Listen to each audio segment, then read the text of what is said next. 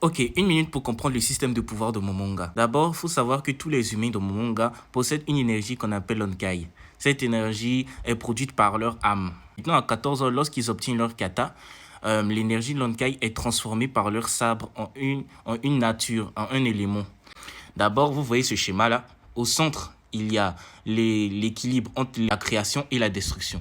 C'est ce qu'il y a, c'est cette essence qu'il y a dans tous les éléments de kata.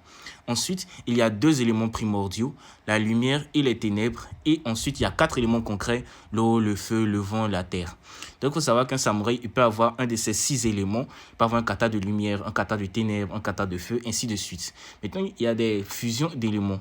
Par exemple, le vent et l'eau en fusionnant, peuvent donner l'élément de glace, par exemple. Donc, une personne peut avoir le kata de glace.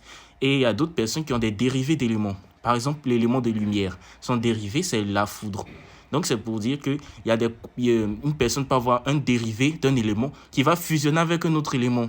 Donc, les six éléments de base servent de matériaux à d'innombrables possibilités de kata. Il y a des personnes qui ont des katas de grenouilles, des What? personnes qui ont des katas de catastrophes naturelles.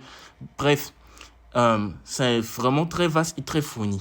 Donc, si tu veux plus de vidéos sur mon manga comme ça, n'hésite pas à me dire en commentaire. Si tu es arrivé jusqu'ici, écris en commentaire samouraï pour d'autres vidéos de ce genre. Si je, bye.